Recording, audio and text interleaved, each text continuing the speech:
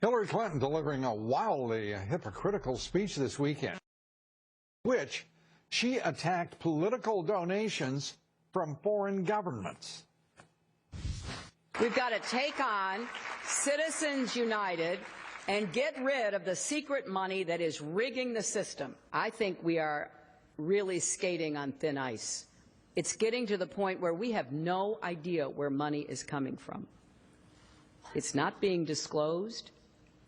It could be foreign government money. It could be criminal cartel money. If you don't have to say, we'll never know.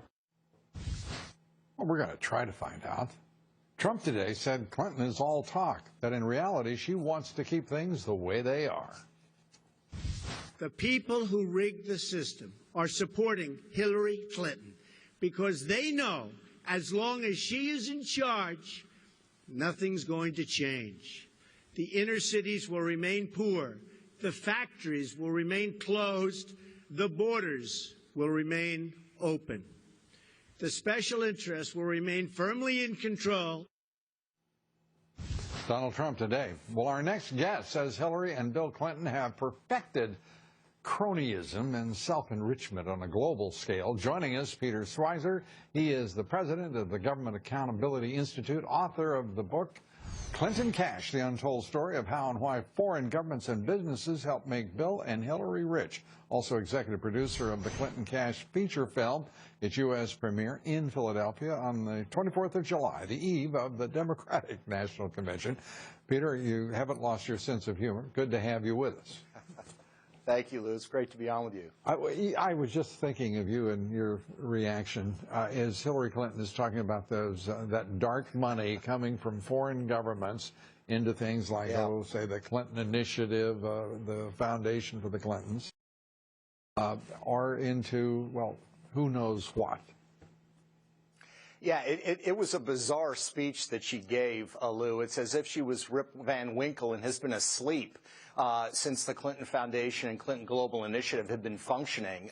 If we're concerned about foreign money and foreign government money in our politics, as Hillary Clinton says she is, let's begin with the Clinton Foundation and begin with a very basic, simple premise. That is, the Clinton Foundation signed an agreement with Barack Obama that they would disclose all of their donors on an annual basis. Under oath, Hillary Clinton told the Senate Foreign Relations Committee the same thing, and we know they haven't done it, that there's at least 1,100 foreign donations that they haven't even disclosed to the American public. So I was just shaking my head throughout that speech. It was pretty remarkable for her to say that. And I love that expression. You know, we'll never know. You know, right. I think she was patting herself on the back there a bit, don't you? Uranium One. No. You write about this transaction. It is the transaction that fascinates me most of all you've written about. So many fascinating aspects of this, but this goes in so profoundly to the nation, to its security, and to the integrity of the Clintons. Uranium One, the Clinton Foundation received $145 million from the shareholders of Uranium One. It was at that time a small Canadian company, being sold to who but our friends in Russia.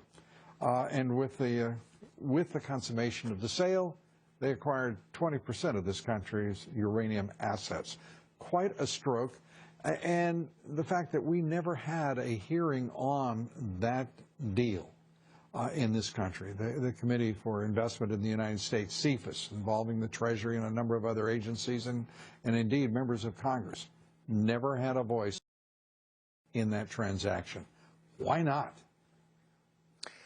That's a good question, and that's why we think it needs to be investigated. I mean, look, there are a couple of things that just are extremely troubling about this deal that you touched on. Number one is the amount of money, $145 million. We're not talking about, a super PAC giving $1 million to support a candidate. We're not talking about campaign donations. We're talking about $145 million, which, by the way, is about 75% or more of the annual budget of the Clinton Foundation itself. So it's a huge huge sum of money. Second of all, we're talking about a fundamental issue of national security, which is uranium. It's not like oil and gas that you can find all sorts of places. There are precious few places that you can mine for uranium. In the United States is one of those areas. And number three, we're talking about the Russian government. A lot of people don't realize it now. In parts of the Midwest, American soil is owned by Vladimir Putin's government because this deal went through. And in addition to the $145 million,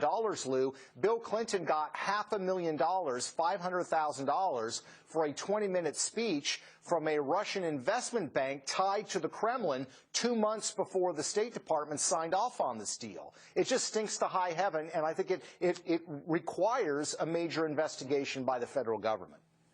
And also, whether it be the speaking fees, all of it happening contemporaneously as she's Secretary of State, and to suggest that that did not have an influence, oh, he's a former president, she's a sitting Secretary of State, and that kind of money with high velocity is flying into their coffers.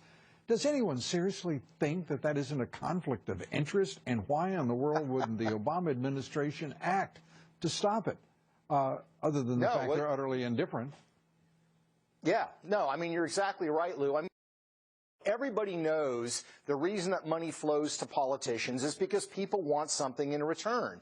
And particularly when you're talking about overseas entities in places like Nigeria or Russia or the United Arab Emirates, I mean, those political cultures are ripe with payoff in corruption. And to think that, you know, you've got a Nigerian businessman pledging $1 billion with a B to the Clinton Global Initiative, and he wants nothing from the Clintons in return, is just laughable. And I think the American people, you know, recognize that there is a pay-to-play system in Washington, and that's why you're seeing this rebellion against money in politics. And Trump using your research and investigation to good effect, bringing attention to it as you have. You know, Peter, as always, an outstanding job. We've talked about your book for some time now. But the reality is it's only penetrating the public consciousness now as we are in the throes of this very important presidential election. Peter, it's great to have you with us. Come back soon, would you? I'd love to. Thanks, Lou, for having me. Peter Schweizer. And again, his feature-length film is debuting in Philadelphia on the 24th of July. We recommend it and the book to you highly.